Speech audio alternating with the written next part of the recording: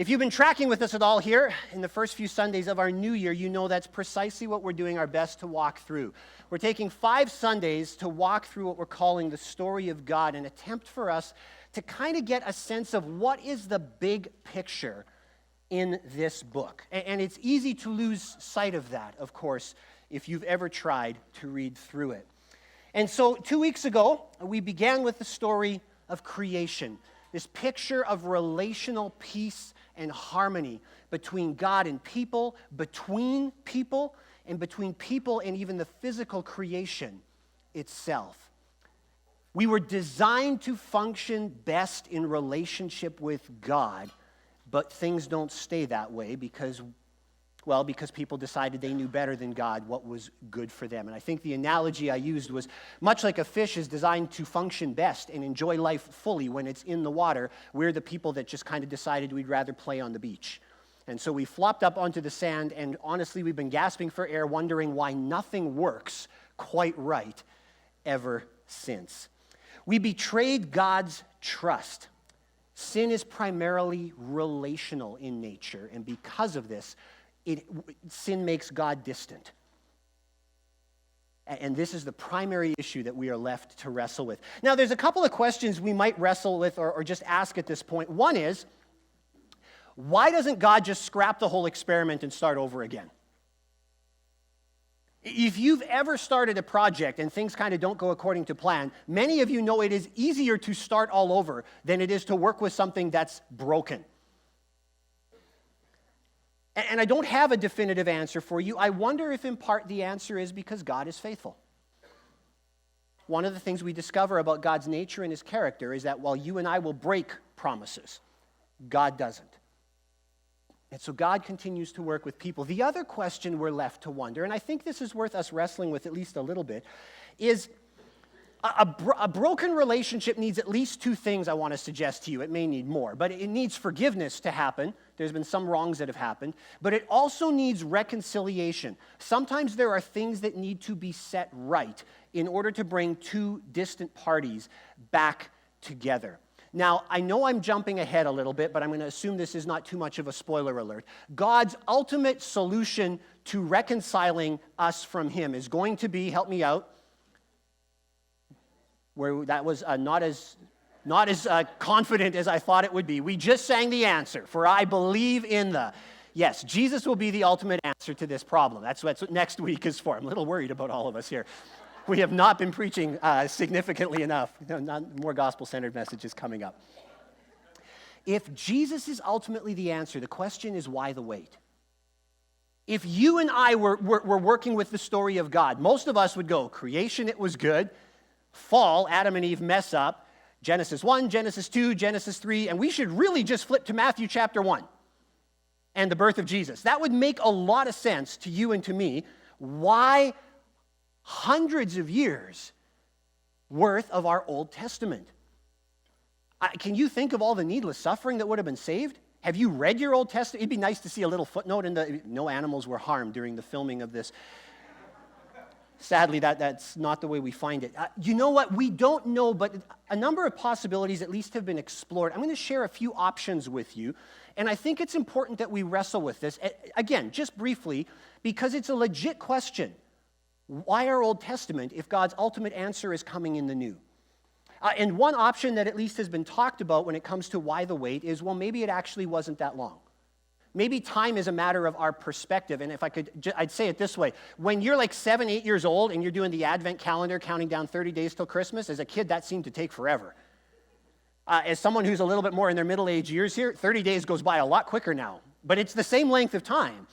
And for those of you that are older, some of you talk or reminisce about eras in life or years like a kid reminisces about a day. And if we had been around a little longer, like God, perhaps since like eternity, maybe a few hundred years isn't actually as long as we tend to think. And that's an option anyway. Option number 2, perhaps we needed to grow up a little bit.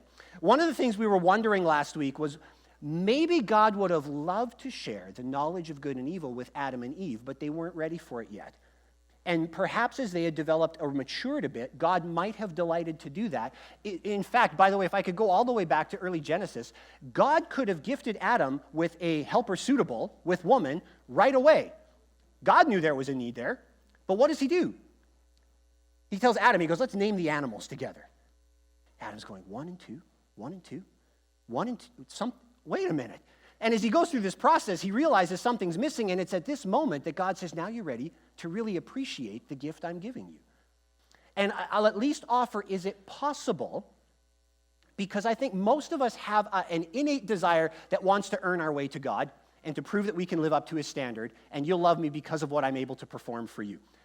Is it possible that it actually would take several generations to have tried that and failed before we would be ready for the gift of Jesus? And I don't know, but it's an option.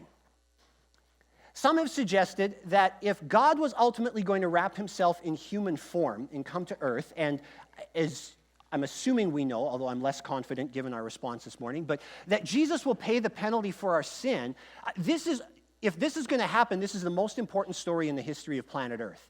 And perhaps some things needed to be set up or put in place in order to ensure that this story would never be lost in the sands of time. This story needs to be preserved, and it needs to continue with the human race. And this is where people will talk about history being at a place where it's being written and recorded, where there's almost a universal language at this time, which would have been Greek, where the transportation system, the roads that the Romans built, make transportation as easy and effortless as ever to ensure that the spread of the message could continue. Again, this is a possibility that many have talked about. And I want to suggest to you, I think there are probably trace elements of truth in all of these, but I find myself wondering if the most compelling reason perhaps that we have our Old Testament is that God is relational, and relationships aren't expedient. I remember the first time I heard a pastor share that. He just said, listen, if you as parents are wanting to do something quickly and expediently, you don't involve your children.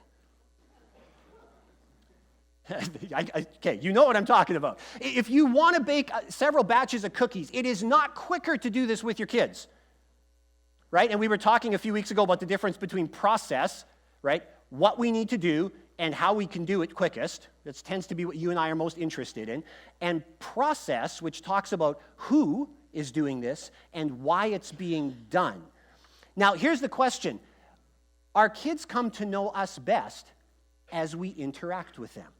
And relationship is fostered, and people learn about each other as we co-op, as we work together. Now, here's the question for you.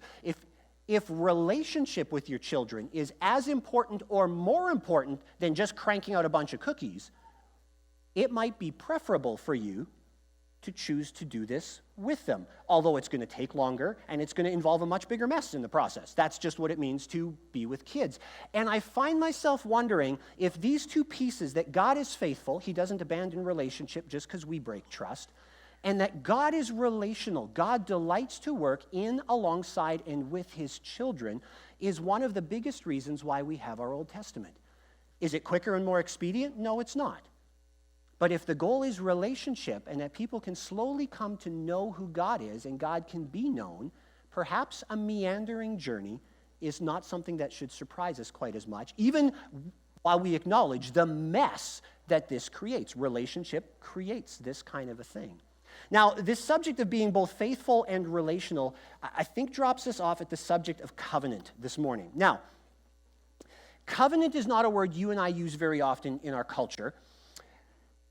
If I could explain it to you, a covenant is a binding agreement between two or more parties. It's kind of the clinical definition of this. I would suggest to you it's a combination of two ideas. One is a relational agreement. Now, when you and I think of a relational agreement, we usually use a word like promise. I promise to whatever, and we have an agreement between people. But we break our promises pretty easily, and promises don't carry the kind of binding nature perhaps that they used to. Perhaps the honor of your name is greater than others, and that's fine. But when we think of something that's kind of binding in a more significant and serious sense, the word we tend to use is contract. There's a contract between people. We often use this with organizations or companies because now we understand that this is binding. There are repercussions, not only obligations, but if you fail to meet these, there are consequences, penalties, etc., for not doing that. I want to just suggest if we could merge these two ideas, the relational idea of a promise and kind of the binding nature of a contract together, you have the essence of what in the ancient world they would have called a covenant. A relational agreement that meant something. Now, while I think this is being lost, there's probably one place in our culture that still comes close to adhering to the idea of covenant. Anyone want to hazard a guess as to what that is in our world? Yes, that's exactly right. A marriage is designed to be a relational agreement, but a significant, binding, lifelong one that kind of carries these two pieces and merges them together. Now, all of this to suggest to you when the Old Testament is not just a history of the nation of Israel. It is, but that's not actually the primary point. The point of the Old Testament is a series of covenants, of relational agreements that God initiates with people. And these progress throughout the pages, and it's through these relational agreements that we come to know God and that people learn what it means to live under His rule and under His plan and purpose. Now, we don't have time to talk about all of these this morning. I've outlined a few in your bulletin. I'll maybe just suggest, while we didn't use the word a few Sundays ago, God initiates the first relational agreement, essentially, in the garden with Adam. The word covenant isn't specifically used, but the elements are there of an agreement. God promises He will bless. There will be blessing. God will provide food, location. There's a stipulation involved. By the way, don't eat from this tree. That's the contractual agreement. And there's responsibility on Adam's part as well. Adam is going to be God's image bearer. He's going to represent God in everything he does as he cares for and works within creation, kind of as God's co-ruler, if you will. Of course, Adam and Eve break that agreement, and we said this again, I think it was last week. We said the question we should ask is, does God's covenant still continue with people? Because the stipulation has been broken. And it wouldn't surprise us if God said, no, you guys messed up. I'm out of here. See you later. And this is where we come back to God being faithful. He doesn't do that. God honors His end, and that continues. But it's going to continue now with a level of anxiety, a level of struggle. It's going to permeate everything we do. Nothing works quite like it was supposed to. And if you have your Bibles, we're going to park in Exodus today. I'm going to encourage you to turn to Exodus chapter 19. It's hard to pick one section of the Old Testament and go, this is going to be our summary for the entire Old Testament, but we'll give it a shot this morning. While you're turning to Exodus 19, I'll just track a little bit. In Genesis 12, God initiates another covenant, a relational agreement with a man named Abraham. And this particular agreement has a number of promises. God says, your descendants are going to be they're going to become a great nation, which probably raised Abraham's eyebrows significantly. He didn't have any kids when this promise came. God says, I'm going to take you to a land I'm going to show you and give to you and your descendants. And He also promises that one day, through these descendants, and we're left to wonder somehow, some way, God's blessing is going to move through this people to all people. And Abraham obeys God. He follows Him to the land. He starts to have children. A famine ensues. We're now talking about Abraham's, grandchildren, if you will. Jacob, I believe, is his name. And famine is threatening the family's existence. Survival is like an issue. And they relocate to Egypt where there's food. This is the story of Joseph, if you're familiar with this, right? And the family starts to multiply over ensuing generations. In fact, they become so numerous, Pharaoh starts to think this is a threat to his nation, and this family unit, now many generations down the road, is pressed into slavery. But we read, God remembered His promise or covenant. God remembers. And working in and through one of the leaders of that people group at the time, a man named Moses, God initiates a rescue operation, if you will. And the plagues ensue. Egypt is actually ravaged pretty painfully. But the nation of Israel is out. And they're about to begin a really long walk through the desert back towards the land that God gave Abraham. But as they're out in the desert, we find God meets with them. And this is where we are here in Exodus chapter 19. And God renews His covenant. There's like a wedding renewal renewal of wedding vows that happens here. And I want to just read through a few sections here, and we'll talk about this. So I'm in Exodus 19, and I'm just starting at verse 1. In the 3rd month after the Israelites left Egypt, on the very day, in fact, they came to the desert of Sinai. After they set out from Rephidim, they entered the desert of Sinai, and Israel camped there in the desert in front of the mountain. Then Moses went up to God, and the Lord called to him from the mountain and said, "This is what you are to say to the house of Jacob and what you are to tell the people of Israel. You yourselves have seen what I did to Egypt and how I carried you on eagle's wings and brought you to myself. Now, if you obey me fully and keep my covenant, then out of all nations you will be my treasured possession. Although the whole earth is mine, you will be for me a kingdom of priests and a holy nation. These are the words you are to speak to the Israelites."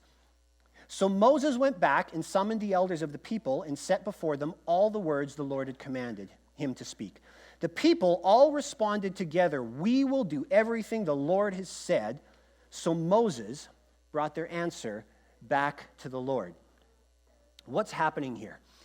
It began with God's creation. It was good, and, help me out, very good. The high point of God's creation are his image bearers, people, God's people, in God's place. We said the cosmos itself, the universe, is set up to function much like a temple, as a dwelling place where God's presence will rest, and the garden is strategically located so that God's people can enjoy proximity and intimate relational access to their Creator. God's people in God's place for God's purpose, to be his image bearers, those who will represent him in everything they do, whether it's creating, whether it's recreational, whether it's vocational. This is God's invitation to humanity.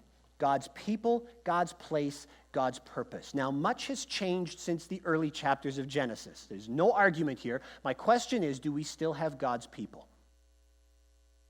Yeah, we do. Because of the relational agreement that God initiated, God reaches out and calls a people to belong to him. Some 600 years after God talks to Abraham, he meets with all of Abraham's descendants. This is very much like the forming of a nation is happening in these verses. They are developing a corporate identity really for the first time as God's people, and he calls them a holy nation. You will belong to me, and you will operate as my kingdom here on earth, as long as they do what? There's an obligation.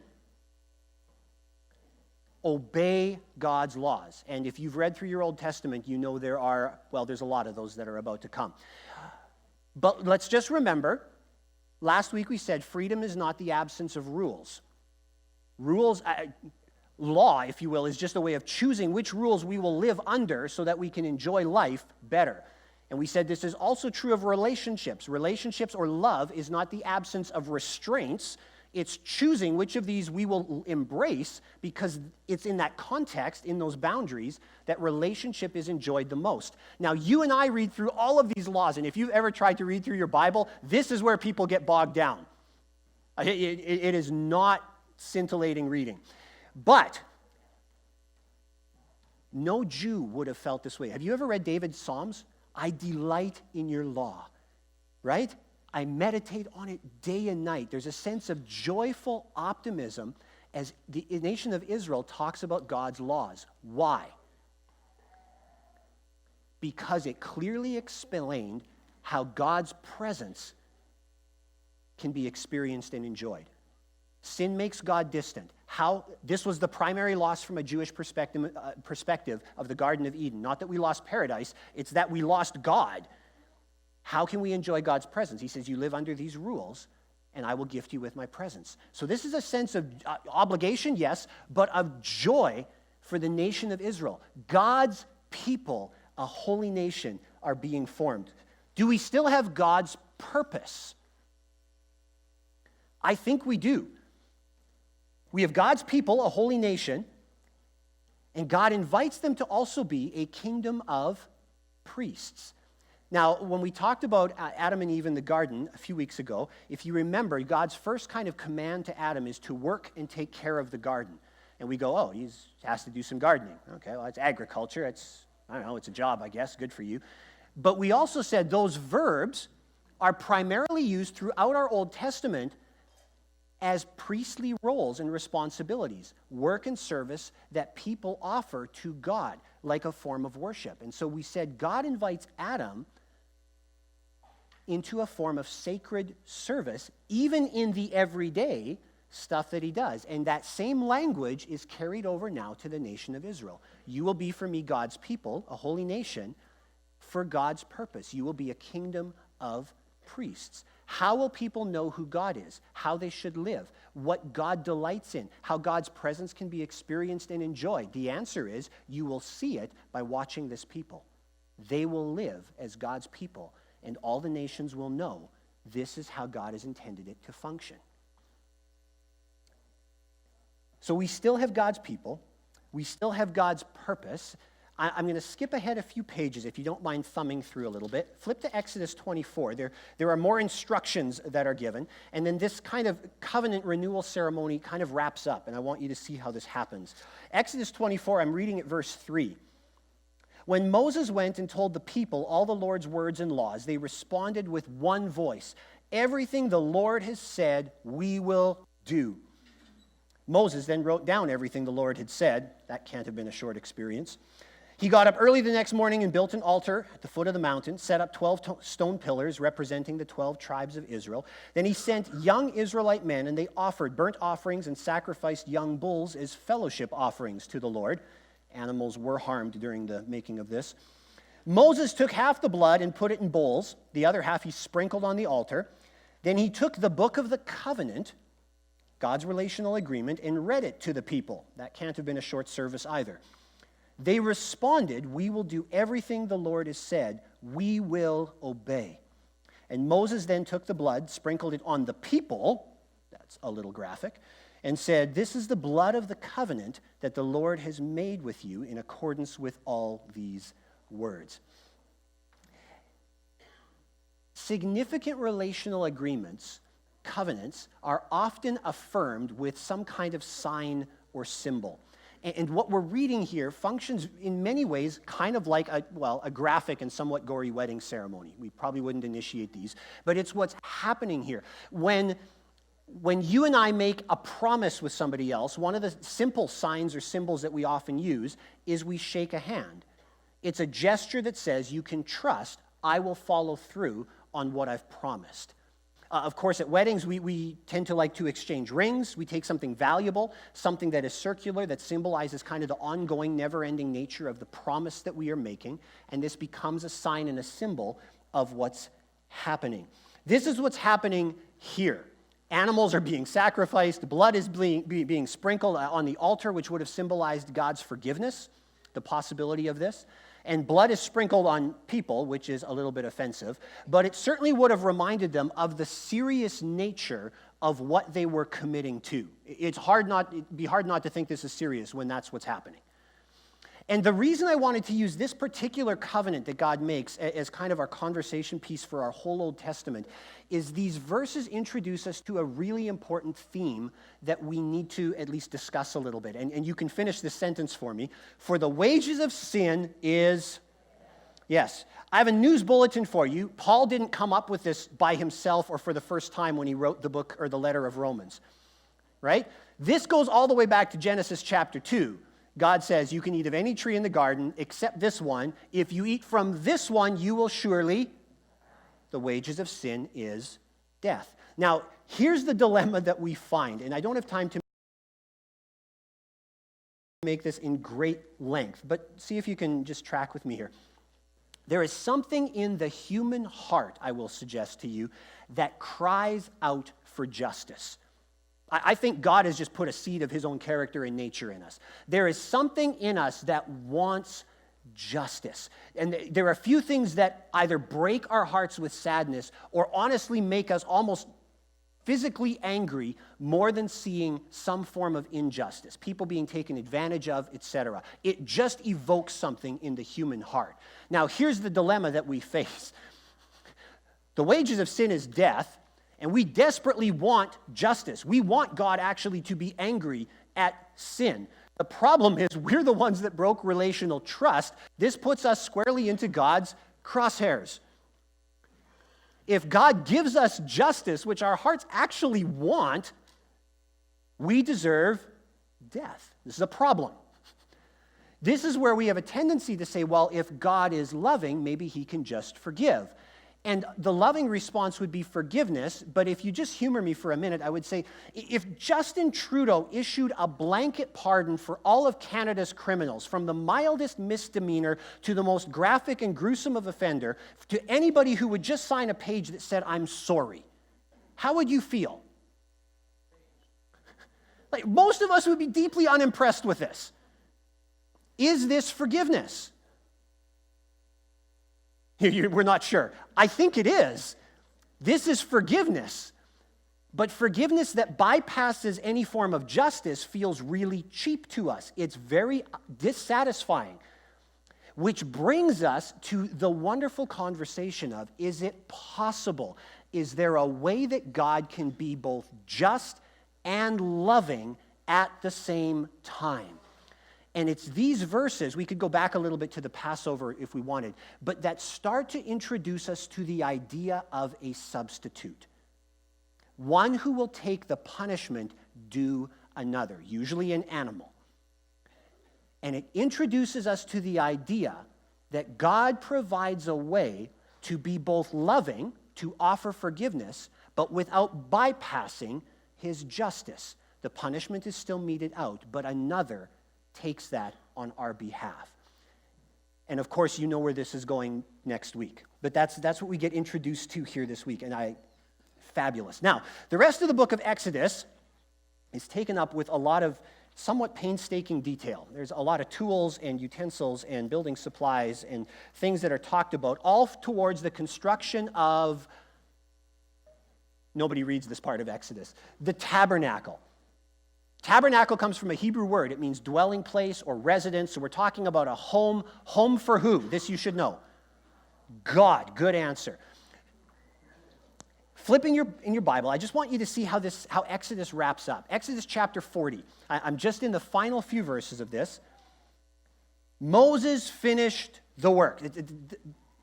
Building is finished. And I'm picking up at verse 34 here. Then the cloud covered the tent of meeting, and the glory of the Lord filled the tabernacle. Moses could not enter the tent of meeting because the cloud had settled upon it, and the glory of the Lord filled the tabernacle.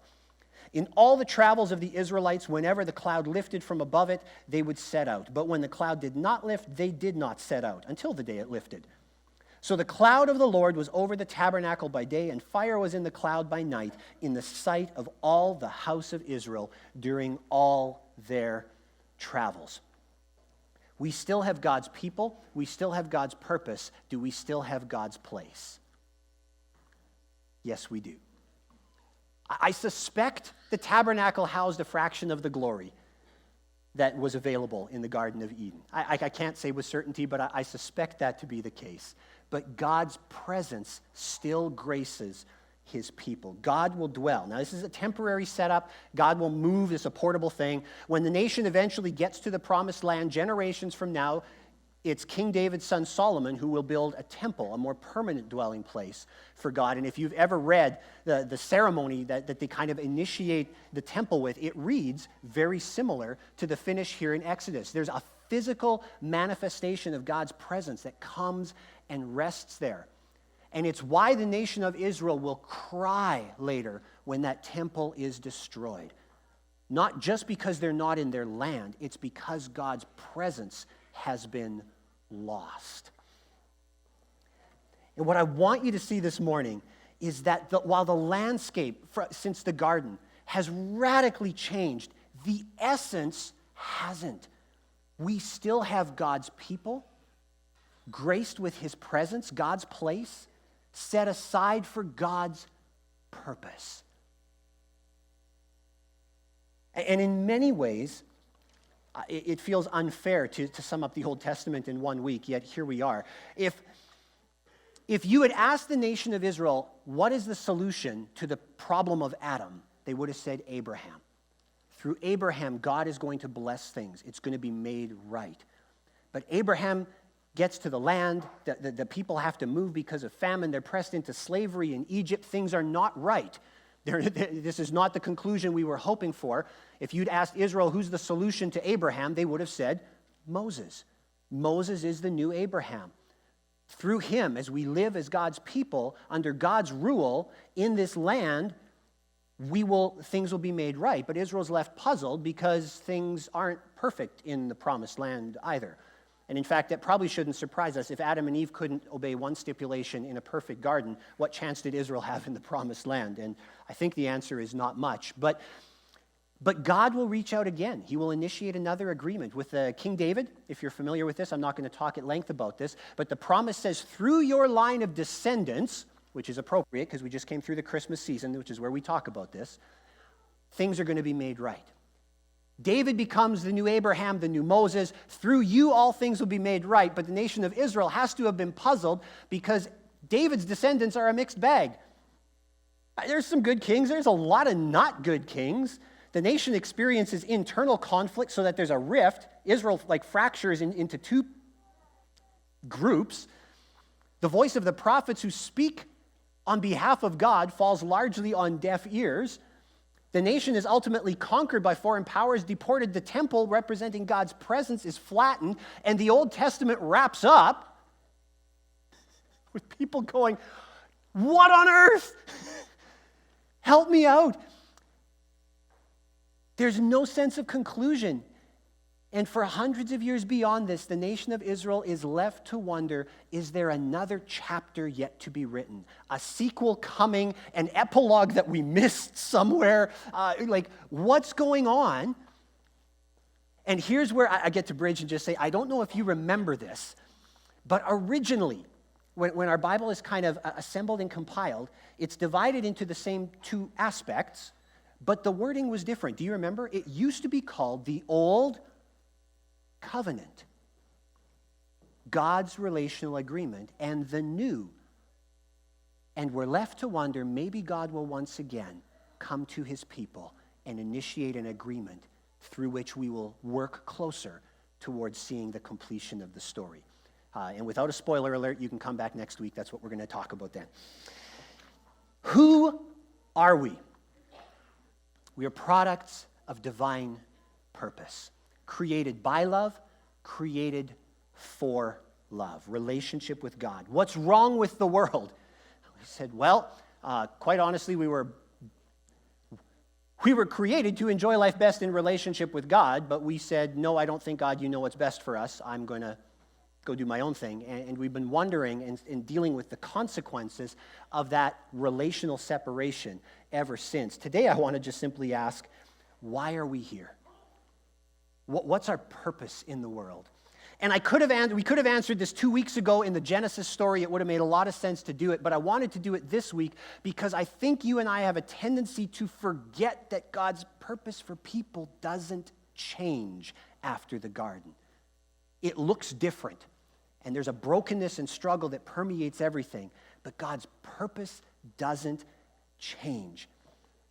God invites people to be his image bearers in the world, representing him in everything they do. This purpose isn't abandoned after Adam and Eve's sin. It continues with the nation of Israel. God invites them to be his kingdom of priests, those who will honor and serve him in everything they do. Spoiler alert, if you jump to one of the letters that Peter writes, you will find he uses these exact words from Exodus 19, a holy nation, a people belonging to God, and he applies them to the church. The definition of what it means to be God's people expands, and you and I are invited to continue with God's purpose. And if I can spoiler alert, 2 weeks from now we'll be in the last few chapters of Revelation, and you will discover it's still ongoing.